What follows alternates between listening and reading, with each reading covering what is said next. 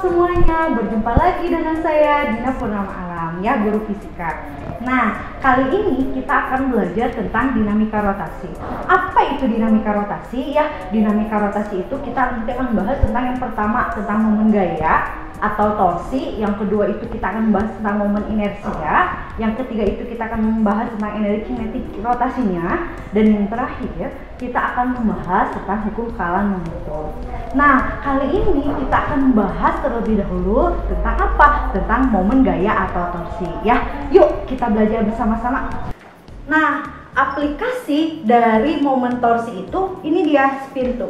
Kenapa gagang pintu itu selalu di ujung, ya, di ujung antara engsel itu pasti selalu di ujung. Kenapa? Karena untuk mempermudah membukanya, ya. Tentu jawabannya udah tahu.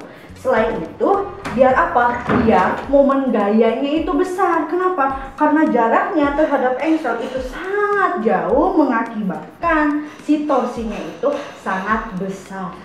Oke, selain pintu, aplikasi dari momen gaya ini ada apa? Ada ceritanya baut, ya, ada murnya, ya.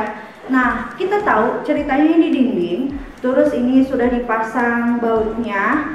Gimana caranya? Harus ngebuka si baut ini. Otomatis kita harus menggunakan kunci Inggris, ya. Ini hanya mainan, ya.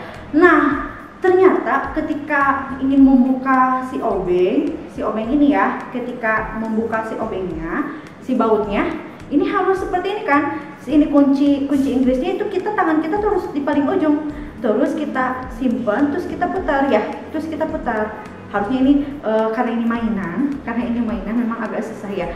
Atau kita ganti saja menggunakan tang, ya. Si tang juga sama, harus paling ujung. Kenapa? Untuk mempermudah agar torsinya itu bersama. Ini kan jadi berputar, ya. Ini jadi berputar, walaupun sebenarnya pakai tangan juga bisa, ya. Tapi kalau misalkan menggunakan alat itu kita harus dari ujungnya. Biar apa? Karena kalau misalkan paling ujung, kita tuh paling gampang. Nah, ngebukanya gampang. Kalau bisa di tengah, berarti gaya kita tuh harus besar sekali. Tapi kalau di ujung, mempermudah membuka apanya? Membuka obengnya, membuka murnya ini, ya. Bautnya ini tuh membuka, ya. Awalnya itu harus menggunakan kunci Inggris. Ingat, ya, ngebukanya itu harus di ujung dan harus tegak lurus. Biar apa? Biar momen gayanya itu atau torsinya itu besar. Nah, itu salah satu aplikasi dari momen torsi. Nah, kali ini kita akan membahas dinamika rotasi, tepatnya itu membahas tentang momen gaya atau torsi. Ingat, ya, dinamika rotasi itu penyebab bergerak rotasi. Nah, salah satunya kita akan bahas tentang momen gaya atau torsi. Nah, simbolnya itu kayak huruf H, bacanya to, ya. Momen gaya atau torsi itu merupakan kemampuan benda agar bergerak melingkar. Nah, waktu kelas 10 kita udah belajar tentang hukum Newton. Kenapa benda itu bergerak? Karena ada gaya, kan, ya. F sama dengan M kali A. Tapi kali ini kita akan membahas tentang torsi. Jadi si torsi ini tuh merupakan gaya, ya. Tapi gayanya itu mengakibatkan benda itu bergerak melingkar pada porosnya. Nah, si torsi ini ternyata dipengaruhi oleh gaya dan lengan gayanya. Dimana toh di sini satuannya Newton meter, F di sini merupakan gaya satuannya Newton, R di sini merupakan lengan gaya meter, ya. Ingatnya to var, to sama dengan F kali R. Makanya tadi waktu membuka pintu, kenapa si pintu itu gagangnya selalu di ujung? Kenapa? Karena kita lihat si to itu berbanding lurus dengan lengan gayanya. Ini engselnya, dia jauh, ya, jauh. Berarti ketika semakin jauh lengan gayanya, maka si torsinya besar. Dan jangan lupa, buka pintu itu harus tegak lurus, kan? Kalau nggak tegak lurus, dia nggak sempurna membuka pintunya, ya. Biar apa? Harus tegak lurus, biar kebuka pintunya, ya. Tadi juga kita buka baut, ya. Buka baut itu ternyata si kunci Inggrisnya itu dia harus tegak lurus. Gayanya itu kalau nggak ke bawah itu ke atas. Biar apa? Biar muter. Si bautnya ini biar muter masuk atau keluar, ya. Jadi itu dia gayanya itu salah satu syaratnya. Torsi itu gayanya itu harus tegak lurus terhadap lengannya, dan usahakan ini si lengannya itu sangat jauh. Agar apa? Agar besar torsi atau momen gayanya itu sangat besar, ya. Jadi salah satu syarat torsi itu F kali R, si gayanya itu harus tegak lurus terhadap lengannya, ya. Harus tegak lurus terhadap lengannya. Nah, kesepakatan ketika gayanya itu searah dengan arah jarum jam, maka kita anggap positif. Kalau misalkan berlawanan dengan arah jarum jam dianggap negatif. Tapi ada beberapa buku itu kalau misalkan searah itu negatif, berlawanan itu positif. Jadi bebas ya. Tapi kita sepakat kalau misalkan kita sepakat searah jarum jam itu dia positif, berlawanan itu dia negatif ya. Jadi ingat, searah jarum jam positif, berlawanan itu negatif. Nah, kita contoh ya, contoh untuk menentukan momen gaya atau torsi. Di sini ada papan panjang, ada jarak A, ada jarak B, C, D, E, F ya. A, B, C, D, F. Di beberapa titik ada beberapa gaya. Gaya A 10 Newton, 5 Newton, 5 akar 3 Newton, 2 Newton, 10 Newton. Jarak antara A, B, C, C, D, E, dan E, F itu sama semuanya 1 meter ya. Pertanyaannya, berapakah jumlah si torsinya kalau misalkan porosnya di A, berapakah jumlah si torsinya kalau misalkan porosnya di C. Nah, kita ingat ya, kalau misalkan torsi itu salah satu syaratnya gayanya itu harus tegak lurus terhadap lengannya. Searah jarum jam dia positif, berlawanan dia negatif. Kita perhatikan, adakah yang belum tegak lurus terhadap lengannya? Tentu ada ya, dia membentuk sudut. Kita lihat, ini kan dia tegak lurus membentuk sudut. Ini juga misalkan 45 derajat ya. Ini ceritanya bukan 10 Newton tapi 10 akar 2 Newton ya. Jadi ternyata ada dua gaya yang belum tegak lurus. Maka apa yang harus kita lakukan? Kita harus proyeksikan dulu agar tegak lurus ya. Jadi si FC-nya kita harus proyeksikan dulu ya biar tegak lurus, berarti dia terhadap sumbu apa? Sumbu Y ya. Ini kan jauh ya, the cos, ingat ya, the cos jasin. The cos jasin, the cos jasin. Yang dekat kali cos, yang jauh kali sin. Ternyata yang 30 derajat itu nempel kan sumbu X, sumbu Y kan jauh, berarti kalau jauh itu kali sin. Berarti yang ke atasnya itu jadi apa? FC kali sin, berapa sin? 30 derajat ya. Ini dia tegak lurus, sudah tegak lurus terhadap lengannya. Nah ini satu lagi, si gaya F, berarti kita harus proyeksikan juga, berarti ke sini ya. Si 45 derajatnya nempelnya sumbu X atau sumbu Y? Nempelnya sumbu X, berarti sumbu Y itu jauh. Kalau jauh berarti tetap dikali sin ya. Berarti apa ini? Gaya si F dikali sin 45 derajat ya. Oke, kita sepakat ya, searah jarum jam itu positif, berlawanan dia negatif. Ulangi lagi, gayanya itu harus tegak lurus dulu. Makanya yang membentuk sudut itu kita harus proyeksikan dulu. Yang si FC berarti ini FC sin 30 derajat ya. Yang si FF, gaya si F berarti ini FF sin 45 derajat karena sudutnya 45 derajat. Nah, sekarang pertanyaannya, berapakah torsi kalau misalkan poros di A? Berarti ketika porosnya di A, gaya yang di A lengannya 0. Berarti gaya yang di A, lengan si A itu sama dengan 0. Maka si FA ini kita abaikan ya. Kita lihat ya, yang pertama, berapakah jumlah si torsi kalau misalkan porosnya di A ya. Berarti kita lihat si FA dia berarti FA kali RA ya. Tapi RA-nya dia 0. Kenapa? Karena porosnya 0. Sekarang FB ke poros A kita lihat, ini kan FB arahnya ke bawah menuju si A kan diputar ke sini ya. Berarti apa? Searah atau berlawanan? Searah jarum jam, maka dia dianggap positif. Berarti ditambah FB kali RB ya. Sekarang si F sin 30, dia arahnya ke atas. Karena yang ditanyakan menuju poros A, kita lihat menuju poros A paling dekat ke sini ya. Berarti searah atau berlawanan? Berarti berlawanan. Kalau diputar terus, dia akan berlawanan arah jarum jam. Maka apa?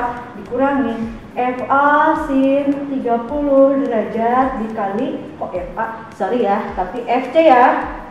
FC sin 30 derajat dikali RC ya. Terus kita lihat FE ke A. Ini kan ke bawah menuju si A, berarti ke sini kan paling dekat ya. Kalau ke sini kan menjauhi, berarti mendekati ke sini ya. Berarti apa? Searah jarum jam. Kalau searah jarum jam berarti apa? Ditambah FE kali RE ya. Sekarang yang FF ke A, searah atau berlawanan? Kalau misalnya diputar, berarti berlawanan ya. Ingat ya, yang sudah diproyeksikan karena memang harus tegak lurus. Maka FF dikali sin 45 derajat dikali jarak terhadap si F-nya. Ingat ya, jaraknya itu gaya terhadap porosnya. Gaya terhadap porosnya. Nah, kita lihat FA-nya memang ada 10 Newton, tapi karena porosnya di A, maka jaraknya juga 0. Oke ya, paham ya, karena jadikan poros. Ditambah FB-nya berapa? FB-nya 5 Newton. RB-nya berapa? RB itu dari gaya ke poros, kebetulan porosnya ke A. Berarti dari sini ke sini berapa? 1 meter ya. A ke B itu 1 meter, berarti dikali 1. Dikurangin FC-nya berapa? 5 akar 3 ya, 5 akar 3. Sin 30 berapa? 1/2.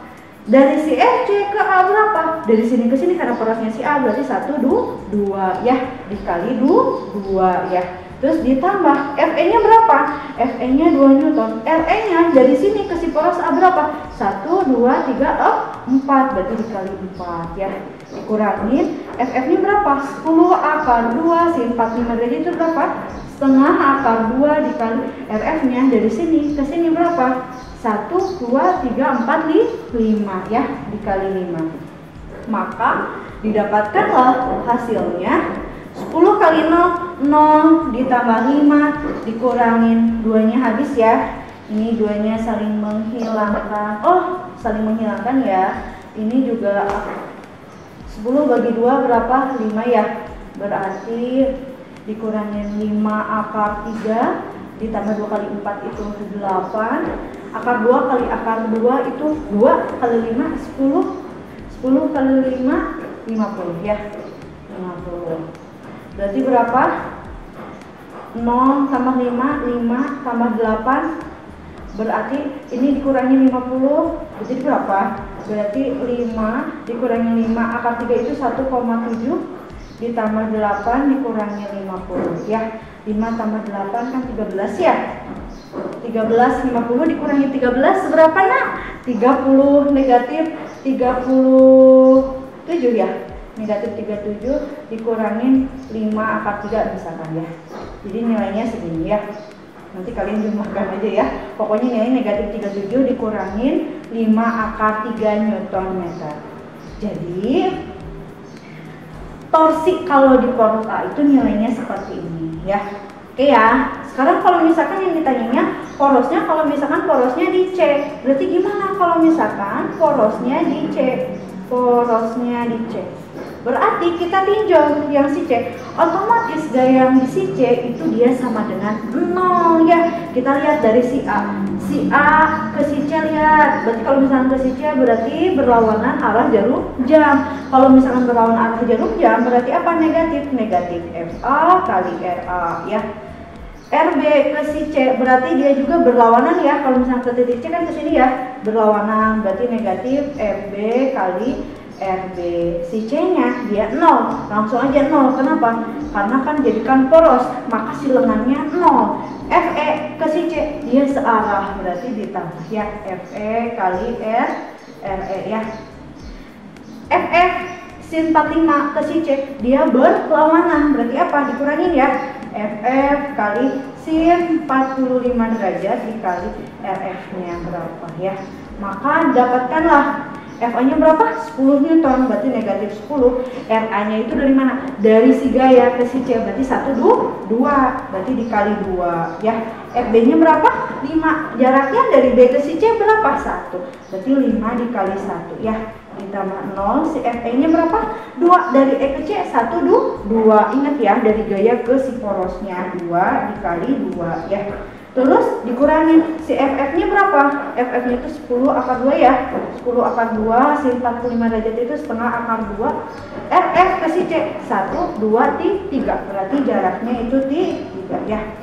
Maka didapatkan hasilnya negatif 10 kali 2 negatif 20 dikurangi 5 ditambah 4 ya. Akar 2 habis ya ini ya. Negatif 10 dikurangin 30 ya. Jadi berapa? 30, 55 berarti ditambah 4 berarti negatif 51 Newton meter ya. Nah ini dia. Kalau misalkan ditanya berapakah jumlah torsi kalau misalkan porosnya di C, berapa nanya? Negatif 51 Newton meter ya. Negatif 51 Newton meter. Oke.